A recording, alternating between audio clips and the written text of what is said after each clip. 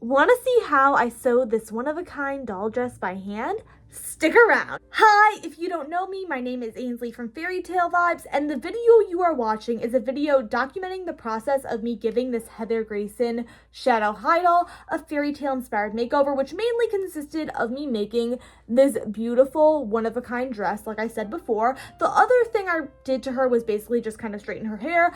I didn't really do anything to her face up. I think her face up is beautiful. If you're wondering why I did this, like I said, my name is Fairytale Vibes, so I just like fairytale vibes, and I think the rainbow high dolls are super beautiful. But I am more of a sucker, honestly, in dolls for like the fantastical fairy tale style. Like my favorite doll line is Ever After High. So I just wanted to see kind of like what a Shadow High doll would look like in a more fairy tale inspired getup. Also, if you've been following along with me, you probably know that this video has been in the works for like a very long time. Like I think I started this outfit, like making this like around this time last year, and I was gonna upload this video like in the winter. It's been like 6 months, but I finally gotten around to it. I'm finally uploading it. Since I've been home from college for the summer, I've been more consistently uploading YouTube videos, and I actually really got into making my Ever After High YouTube videos, like my Ever After High theories. I did like a whole video on this like Ever After High Monster High parallels theory. I did a Ever After High guidebook video. I did a video all about Cupid and her journeys from Ever After High and Monster High. And more recently, I have started my Ever After High retelling series. So the reason I'm actually finally releasing this video now is because last week I released episode 0 of my Ever After High retelling, which covers the world building and like the backstory. And then the next episode of the Ever After High retelling I have to release is episode 1, which is gonna like cover the beginning of the actual story. But I wanted to like do more research, read more Ever After High stuff before I actually put part 1 out. So you're kind of getting this video as a buffer. The other thing I have to say is my dream is to eventually make my own doll line. That's kind of like why I started the process of doing these doll makeovers, is to kind of show my creative skills. But actually, since I started this process, I actually have opened my own business, and I'm not fully making dolls from scratch yet, but I am fully making doll clothes. So if you are interested in buying any of my pre-made doll clothes, or doing a commission order, definitely let me know. Something like this that's very special would be more of a commission order. So if you have a dream doll dress you'd like me to make, definitely let me know. I'll leave my email down below, or you can DM me on Instagram or TikTok. And I just want to give you guys a little example of some of my commission work. The most recent commission I did was of the white Taylor Swift folklore dress from the Eras tour. I'll put it up here. Somebody requested this for a Barbie, so I made it in Barbie size. Isn't it beautiful? So if you have a dream doll dress you'd like me to make, definitely let me know. As for the pre-made line on my Etsy, this is an example of one of the outfits that is going to be released on my Etsy soon. It's just a really cute summery outfit. And this line of clothes that I am going to be releasing to my Etsy very soon, like by the time this video gets out, they may already be out. Basically, they are just very like fairy core, cottage core, a little bit coquette core with the lace like inspired. And there's gonna be different colors, but the thing that I want to tell you guys is there's 2 main sizes for this line of doll clothes. There is going to be an Ever After High / Monster High G1 size, and then there is going to be like a Rainbow High / Shadow High size. Fun fact, Abby, this is G3 Abby, she's the same size as a Rainbow High doll, so she's actually wearing the Rainbow High size. But you guys are always welcome to request sizes for dolls that aren't currently listed. The only reason I'm starting off with 2 sizes, which is the Ever After High / Monster High size and the Rainbow High size, is because it's just more cost effective. Like I'm not going to stock a million items of inventory. I'm a small business. But if you are intent on purchase, you can custom order a size for another doll. The only difference from like the pre-made sizes like this is that you'll just have to wait a little bit longer because I'll have to like make it for you. But as long as it's like a similarly sized doll, like if you order like an outfit for a specific G3 Monster High doll or an outfit for a Barbie, it should be priced the same as the general like sizes that I have on my shop. The only thing that might be priced more is if you order it for like a really big doll, like an American Girl doll, then I will have to increase the price. But otherwise, you're always welcome to order a custom size. And as long as it's like in this size range, it will be just the listed price. I won't charge extra because I know you guys want to have access to other sizes, and I want to see your beautiful dolls wearing my stuff. Also, like I said, Abby is literally a perfect fit for the rainbow high size. So like, for example, if you have an Abby, you don't even have to worry about that. You could just order the rainbow high size. I also will kind of do some try-ons with the Ever After High / G1 Monster High size, because some of the G3 Monster High dolls are smaller. Like currently in my head, I'm thinking of like Cleo, Claudine, Laguna. Their G3 dolls are smaller, maybe even like Twyla too, so they might be able to fit that size. It just depends. I can also do like try-ons if you guys are like wondering. So yeah, but anyway, that's what I wanted to show you before I get into the meat of this video. So yeah, stick around. Now we're going to get into the process of me making this beautiful doll. If you guys saw the video where I gave this Cheer Ruby doll a fantasy inspired makeover, you will know that I did some concept art for her. Well, I also did some concept art for this Heather makeover, and this is what it looks like. Basically, we are going for this beautiful princessy ball gown. With this doll, we went for more of like a fairy core vibe. This doll, we are going for definitely a full-on princess core vibe, so I'm going to show you how we're going to do it. I just began sewing this doll by making her a bodice, because basically whenever you're sewing like a ball gown or anything like that for a doll, everything comes off the bodice, so you need to build that first because that's the most important base piece. And I just sewed this by kind of creating 2 gathering stitches in the front, and then also gathering the top of the front around the chest area a little bit for kind of like this princessy neckline, sweetheart neckline effect. You guys can kind of see it here. And then I was trying to figure out what sleeve I thought would work with the bodice. So here I am having the doll kind of try on a little sleeve, but I am starting to realize that this sleeve is too tiny and it's not giving the like oomph, like puffy effect that I really wanted. So that was kind of disappointing. But then here you can see that I have better sleeves on the bodice, so I improved them. And then I'm just figuring out how to attach these little white poofy pieces at the bottom of the bodice, because if you remember from the sketch, these little white poofy pieces go over the under black layer of the skirt, and they need to be attached to the bodice so that they of course can sit over that. And then here these white puffy pieces are pinned onto the bodice. Now, they are a little bit extra voluminous here because obviously the pins kind of take up more volume than just stitching will. So they're a little bit extra voluminous, but I was just getting an idea of like where I want these white poofy pieces to sit. And then I also wanted to get an idea of where they sit in the back. So I just decided to line up the white poofy pieces with kind of just like the back of the bodice. Because of how I fitted the bodice, it kind of like bows outward in the back, but I just lined up the white poofy pieces with that, and then I just finished sewing them. So this is what it looks like now that they're sewn on.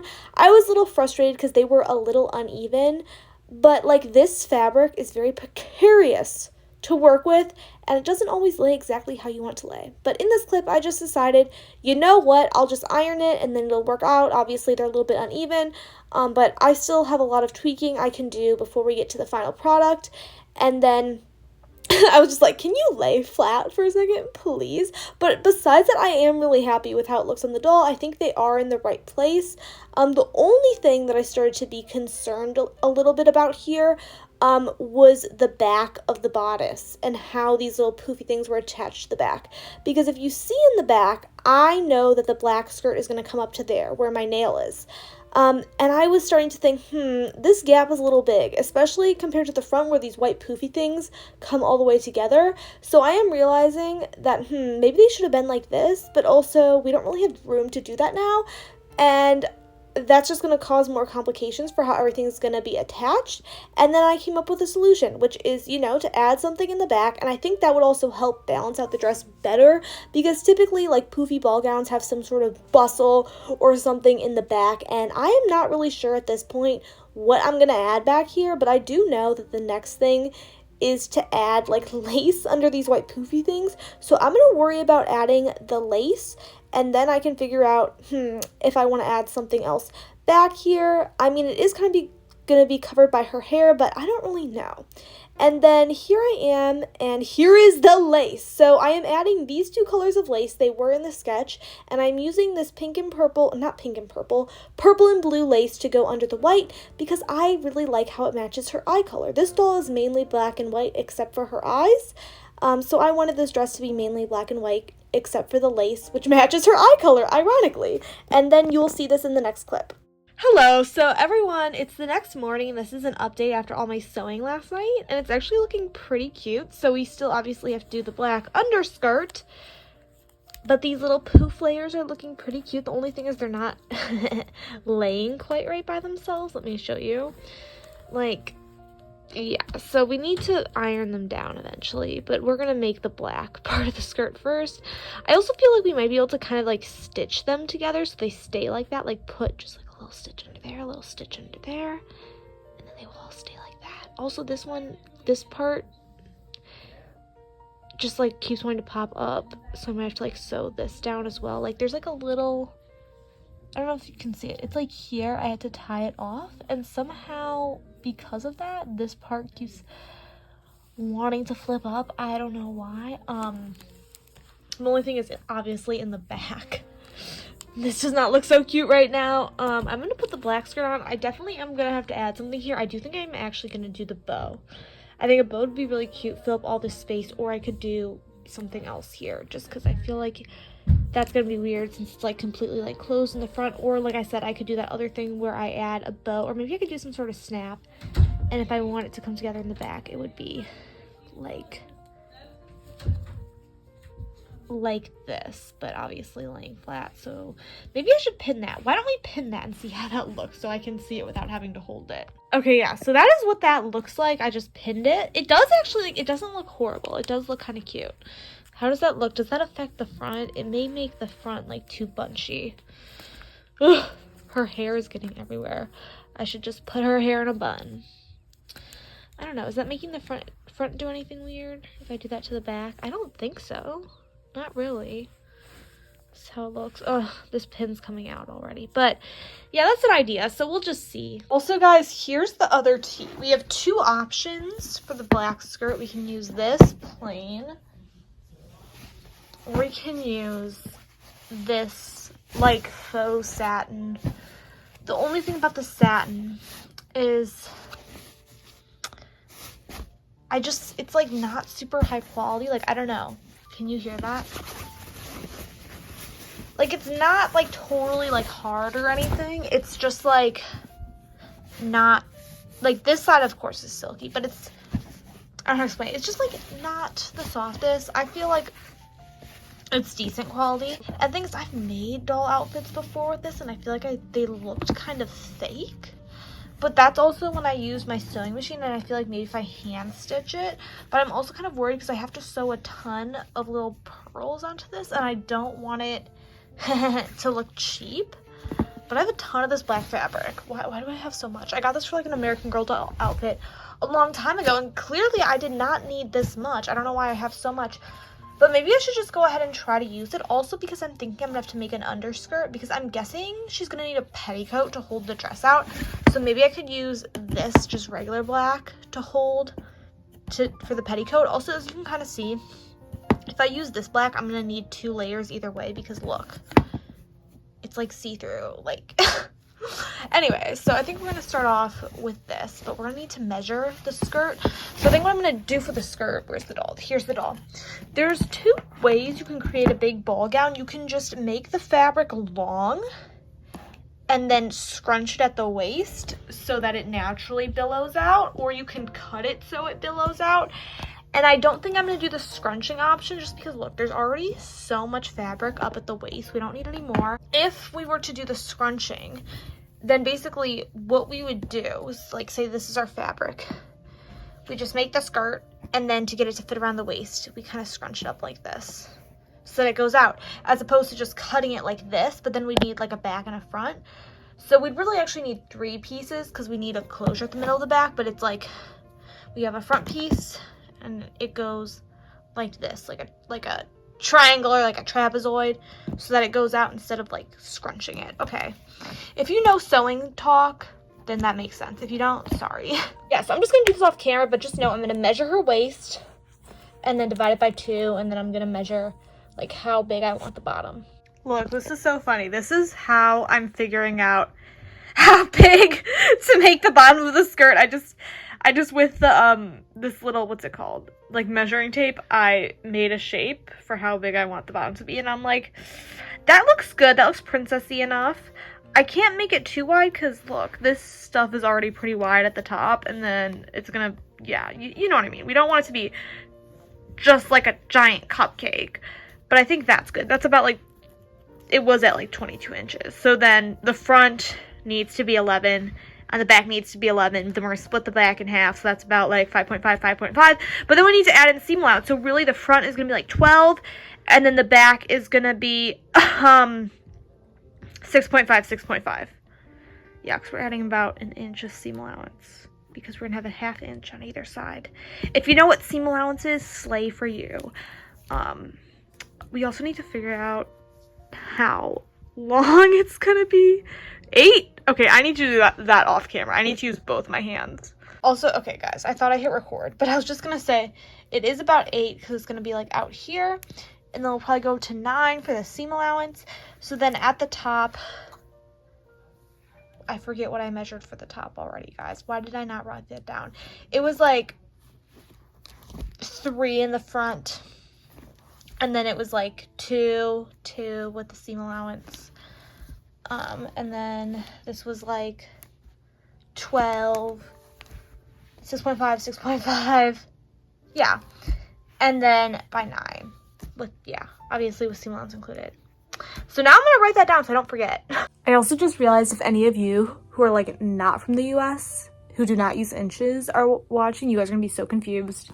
But that was all in inches. That was not in centimeters, if you were wondering. So here I have traced all the measurements onto the back side of the fabric, and I forgot to tell you guys, you do actually have to make the bottom of the fabric curved, because otherwise, if you didn't make it curved, it was just a straight line, like the length on the sides that have like the diagonal line would be longer, and that is not the look we're going for. We want it the same length all the way around, so that is why you have to make it curved so that it remains the same length.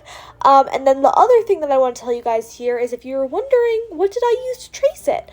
I used chalk. Now, chalk is actually kind of like, I would say, a seamstress standard for tracing patterns onto fabric. Now, the reason is because, like, let's say you make a garment and then you wash the garment, the chalk, you know, chalk just dissolves with water. It'll wash right out.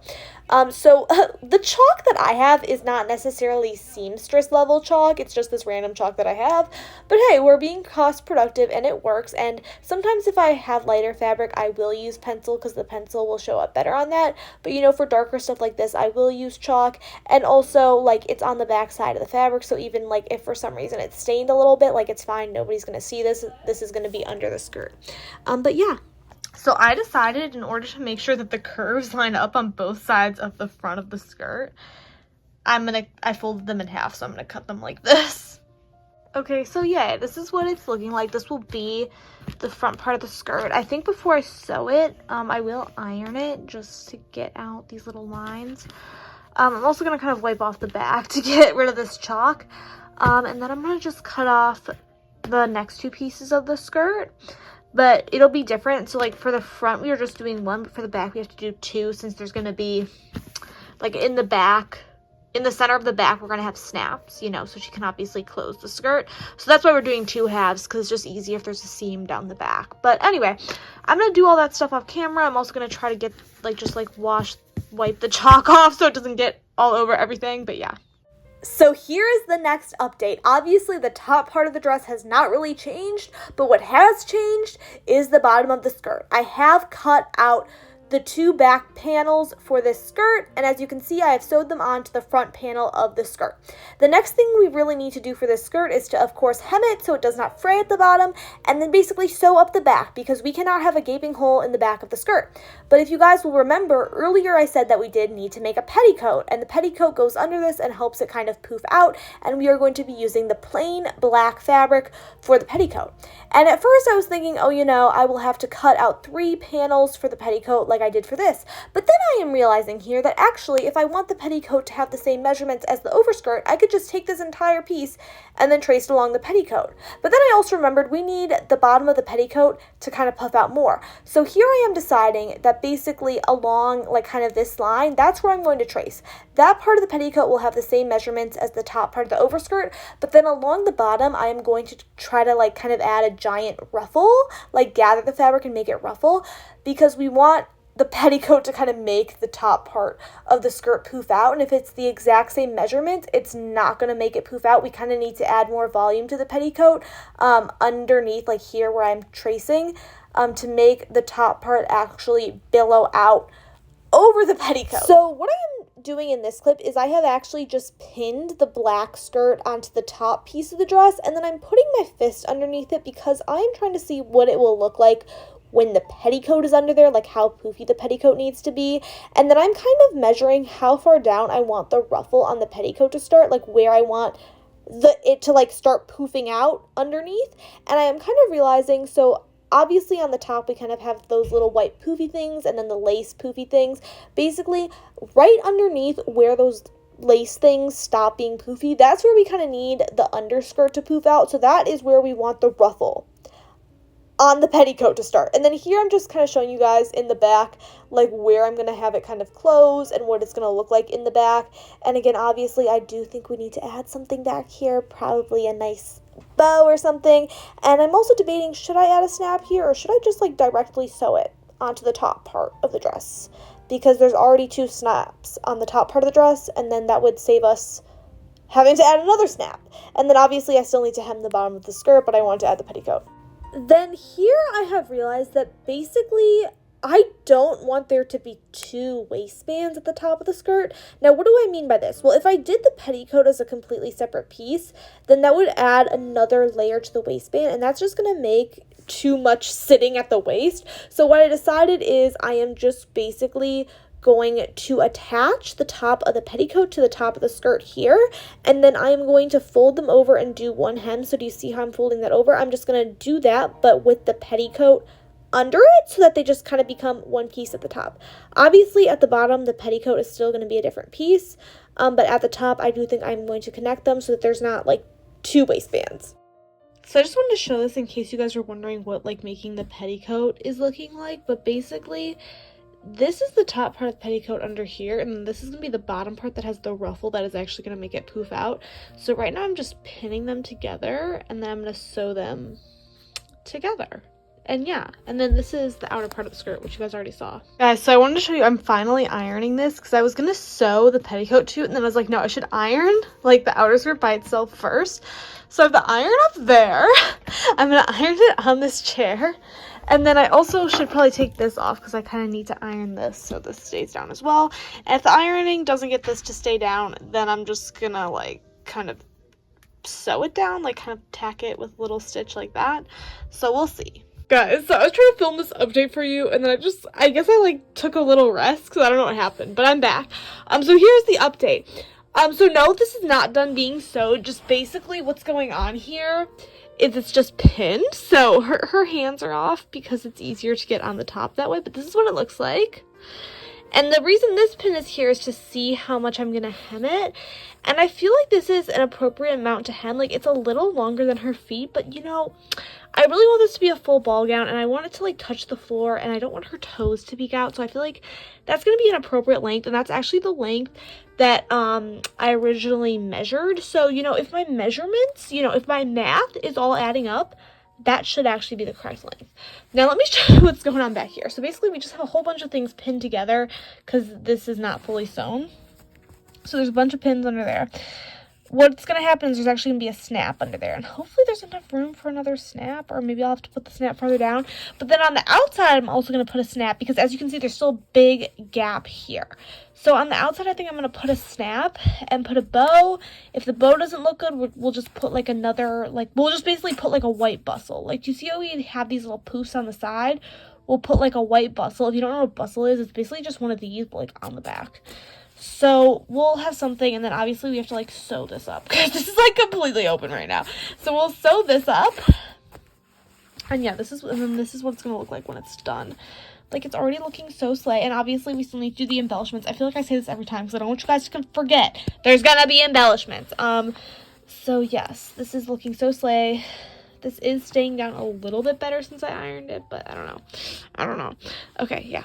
So here is the update on sort of the final embellishment. So first, to cover these two pieces, even with the ironing, they didn't like want to stay in place, so I just ended up like adding tacks. I even tacked them to the black skirt, and then in between there's tacks, like just like when I say tacks, I mean little like stitches that are holding them in place. And then for the back, I did end up adding a snap here, but you still kind of have to take the whole dress on and off as one piece because of the tacks, they are connected. And then to cover up the back, I did end up creating this bow.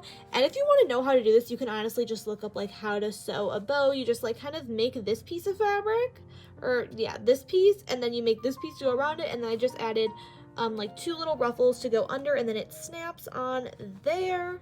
And then I added these gloves, and these gloves are honestly so easy to make. You just take the little tiniest bit of fabric and you kind of just turn it inside out and sew it around the arm. I would say maybe the hardest part is to kind of do this, but honestly that's not even that hard. You just like make kind of like a triangle at the top of the fabric.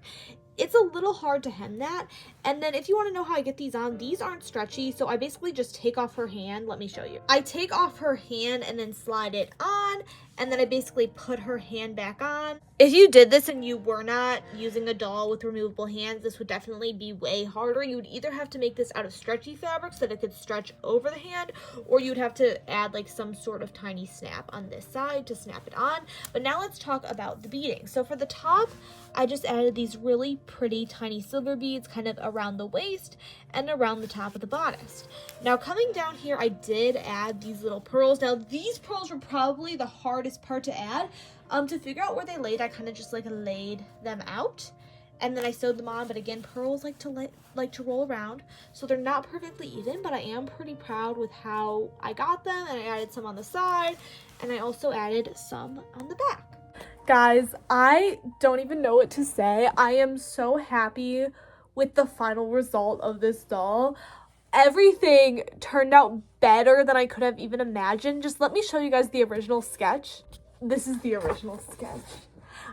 So I mean, practically everything is like almost exactly how I predicted it. The pearls are a little more neat, which I do like. Also, the bow was not there in the original sketch. Also, should I do her arms like how they are? This is so funny because this dress actually has so much volume. It'll be kind of funny to see her arms like that. But yeah, this is how her arms were in the sketch. It's like this. But the one thing that really changed was the addition of the bow. Now the bow came about because I kind of need something to take up space in the back, and also like it kind of covers the closure. And the bow looks so good. I'm so happy I thought of that. And this dress is even more voluminous than I could even imagine. As you can see, like we have the petticoat under here that's adding volume. This is so voluminous. I actually had to add stitches, and you guys saw I had to add stitches to kind of hold this in place. But yeah, I'm so happy, and now I'm going to reveal her name. Okay, so I did choose her name from the comments on TikTok, because if you didn't know, I've been letting people on my lives and on my TikTok kind of suggest names for when I rename this doll. And there was one name that stood out to me in the comments, and it was from Shadow Rose Payton, and I'll include the screenshot. Guys, I feel bad because for my last doll makeover that I did, the dolls over there, I forgot who said the name, and I think it wasn't live, and I couldn't find the comment. But Shadow Rose Payton commented Carlotta, and I feel like that's like the perfect name for this doll. Like, oh my gosh, Carlotta. So her name is now Carlotta. Anyway, thank you guys for watching. Thank you guys all for supporting me and suggesting names and everything. Again, you can check out my other platforms, check out my TikTok, check out my Instagram to stay updated. And as always, love you guys. Thank you all for being here. And I'm so glad that we have a community of people who also like dolls or like watching me make dolls. I don't know. Bye, guys.